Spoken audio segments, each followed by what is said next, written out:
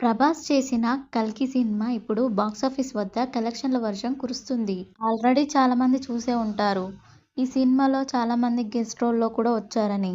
కానీ ఈ సినిమాలో చేసిన వాళ్ళందరికీ కూడా ఈ సినిమాలో ఎంత రెమ్యునరేషన్ ఇచ్చారనేదే హాట్ టాపిక్‌గా నడుస్తుంది ఇప్పుడు సోషల్ మీడియాలో. చెప్పాలంటే వాళ్ళు నటించిన ఒక 2 నిమిషాలకు కూడా వాళ్ళు ఎలాంటి రెమ్యునరేషన్ కూడా ఆశించలేదంట ఈ సినిమాకి. 'కల్కిలో' హైలైట్ అయిన రోల్ ఏంటంటే, మనకి అర్జున్ పాత్రలో కనిపించిన విజయ్ దేవరకొండ లాస్ట్ ఒక 5 మినిట్స్ వస్తూ ఉంటాడు. కానీ మనకి ఆయన చేసిన 5 మినిట్స్ కూడా మనకి గూస్ బంప్స్ వచ్చాయి. మరి అంత మంచి క్యారెక్టర్‌కి ఆయన తీసుకున్న రెమ్యునరేషన్ ఎంతో తెలుసా?